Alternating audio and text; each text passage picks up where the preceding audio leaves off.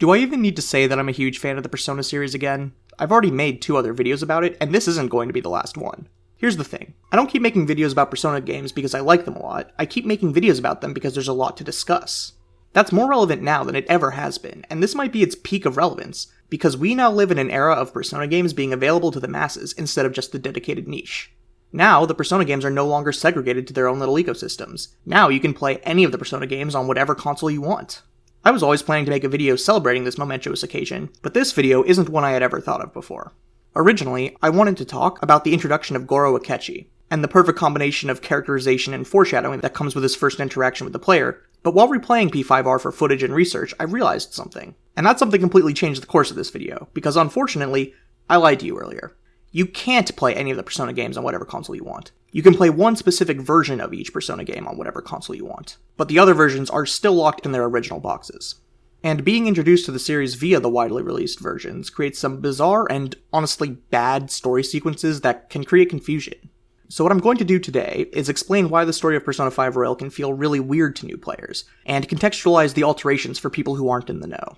If you want the greater context on the Persona games as a whole, either go back and watch one of my previous 2 videos, or sit tight until my next one. This time I'm talking specifically about the 2 versions of Persona 5, and the contextual importance of one to the other. If you're still watching this video, you either already know what you need to, or you're getting the true Persona fan experience of jumping into the series at the current endpoint and gradually going back to discover the older entries. This video has some spoilers for Persona 5 and Persona 5 Royal, so if that bothers you, it shouldn't. Persona 5 came out on September 15th, 2016, and follows the exploits of a group of downtrodden Japanese teenagers calling themselves the Phantom Thieves, as they fight to reform society through the use of literalized Jungian concepts, accessed with the assistance of the doppelganger of a long-running employee of a questionably canon butterfly god. The thieves are led by the player-controlled character, codenamed Joker, and include a delinquent with a heart of gold and a head of empty, a ditzy model, a starving artist, the fist of justice, a gamer, a sadistic sweetheart with a lot of money, my problematic fave, and an amnesiac cat capable of surviving his own death several times over. There are also several auxiliary characters called confidants who give you gameplay benefits in return for hanging out with them and helping them with their problems. Persona 5 Royal came out on October 31st, 2019, and brought with it several major changes to the original game. The relevant changes to this video are the inclusion of 3 new characters, a new palace, the game's version of dungeons, and a new optional ending. Starting with the least objectionable of those, we have Jose. Jose is a being that appears as a human child while decidedly being not that. He wanders around the main palace, acting as a vendor and balance breaker, before eventually becoming an optional boss fight. Jose is unobtrusive enough that if you didn't know any better, you could mistake him for being part of the base game, but his addition still confuses the story unnecessarily. The only way to get Jose's full arc is to complete his boss fight, which only takes place in the new story section. But if you thought that would shed some light on the mystery boy, you'd be wrong, because Jose doesn't reveal anything about himself, his origin, or his purpose. The one thing he does give away is that he's setting up a sequel. To date, Jose has not appeared in any other Persona content I'm aware of. To a first-time player, Jose is an oddity who disappears without serving much of a purpose. To a returning player, Jose is a waste of narrative space that makes you collect stamps and tries to hype you up for a game that doesn't exist in the least interesting way. But I can forgive Jose. And if the circumstances were different, I could even forgive our next new character, Dr. Takuto Maruki. Maruki is a therapist who's brought in by the staff of the school your character attends to help the students affected by the abuse and sexual misconduct perpetrated by the first main villain and inciting incident, Kamoshida. Okay, great. That makes perfect sense. He's also a new confidant with his own side story about therapy and unfinished research who rewards you with various combat abilities that heal or buff you at random. Cool. That's a classic Persona character that fits the themes and setting of the game. He's also a Persona user with a palace, something that is originally stated to not be possible, who acts as a villain of the new story content, which automatically activates if you finish his quest. Now we have a problem. Firstly, getting locked into the new ending if you want to finish this quest, something you can very easily do unknowingly because the game gives you no indication that it's going to happen, removes player agency, detracting from the overall experience. Second, beyond the fact that the very existence of Maruki's palace creates plot holes and inconsistencies, his ability to wield a persona is antithetical to the ethos of Persona 5. Persona 5 is about kids who have been abused by those in power wielding the literalized version of their mental self to fight back against the system that failed them. Maruki is an adult and part of the system. He should not have a persona. Third, Persona 5 climaxes with you defeating a malicious god by shooting it in the head with a giant gun wielded by a skyscraper-sized demon. Unless you unlock the new content, where it climaxes with an extended fistfight with a deranged psychiatrist on a falling building, which still happens after you shoot God in the head with the aforementioned giant demon gun. Taking such a dramatic step backwards in stakes is a bizarre choice if you accidentally lock yourself into it without knowing it isn't the original intent of the writers.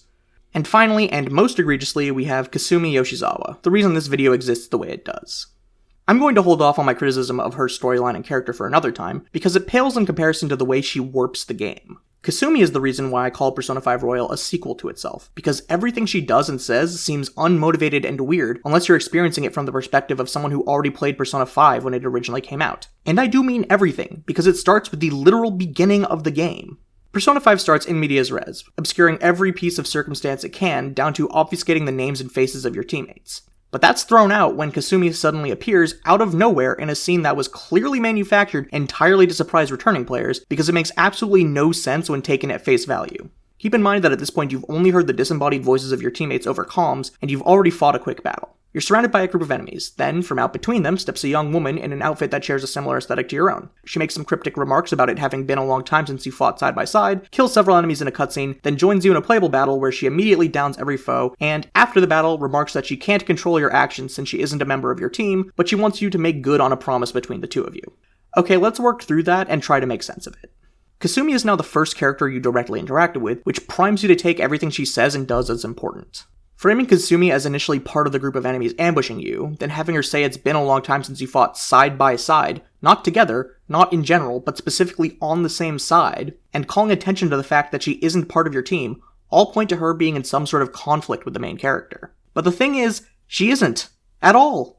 It's never explained why the enemies don't attack her when she's just hanging around in their midst. There is no conceivable story reason why she should be strong enough to take down so many enemies at once. She isn't part of the Phantom Thieves not because of some philosophical or ethical disagreement, but because she decided she'd rather focus on her gymnastics than devote herself to reforming society. And to top it all off, the promise she talks about is just that you'll hang out with her later in the week.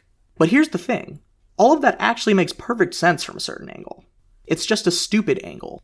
There may be no conceivable story reason for Kasumi being able to easily defeat those enemies, but there is a gameplay reason.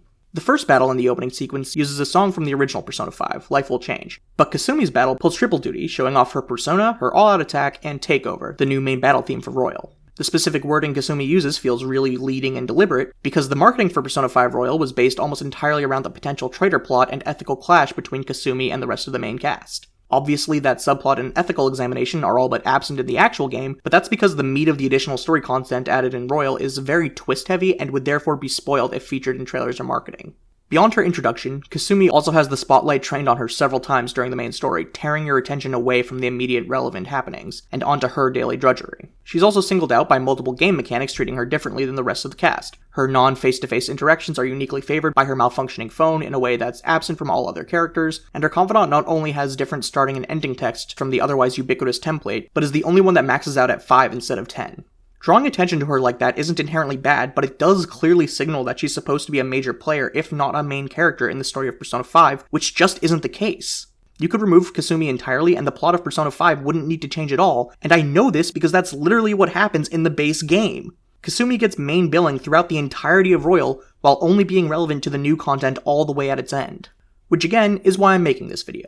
Kasumi is inconsequential to Persona 5, but she's the main character of Royal. Unfortunately, the story that Kasumi is integral to takes place after the rest of the game, but relies on her having pre-established relationships with several characters, so her presence is required throughout. And, if she has to be there the entire time, the writers need to make sure she doesn't just fade into the background before suddenly becoming vital to the narrative 80 hours in. All of these decisions are logical and understandable, they're just also all bad because they're solutions to a problem caused by the very foundation of Royal's existence. It might sound like I think the new content that was added to Royal is bad, but I don't. I only think most of it is bad. But my opinions on the quality of the content is beside the point of this video. Someday I'll unleash my full rant on the expanded and overwritten content of the Persona remixes, but that discussion is unrelated to the problem of releasing P5R onto the masses without first giving them the original game. The main strength of the Persona series has always been its unique blend of gameplay and story, but that strength is also responsible for an unfortunate catch-22. It takes a long time to make a Persona game, so it makes sense to fill the wait between entries with something. It's good allocation of resources to have a smaller team work on additional content for the latest entry and release that to tide over fans while the main team is busy working on the next installment. The new content should obviously refine the gameplay to iron out some of the faults fans have found since the original release, but a remix that only changes gameplay is a decidedly hard sell. The other obvious inclusion is therefore story-based, since that's both much more attractive to a returning audience and more clearly tangible to a player, even if it's less impactful to the overall experience. But there's a problem with banking on story. One of the most critical parts of editing any text is cutting away the unnecessary, whether that be trimming the fat or excising entire sections. But you absolutely cannot cut anything if you're trying to sell something based on it having bonus content.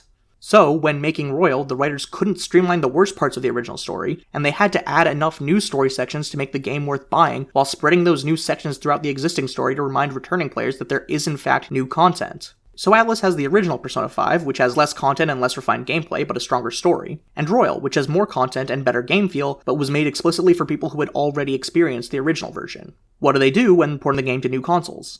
The best solution would be to make a third, definitive version that has a whole slew of options to enable or disable any and all of the new content, but that's both impractical and an enormous waste of resources. An alternative solution would be to port both versions, but that would lead to a lot of customer confusion and dissatisfaction at having to buy two games for the full experience. If they released just the original version of Persona 5, people would complain about not being able to play the new content that got added with Royal, so that left them with only one option: just port Royal. And that's how you end up with the situation we're in, with some seemingly out-of-place story elements befuddling new players and diminishing the experience.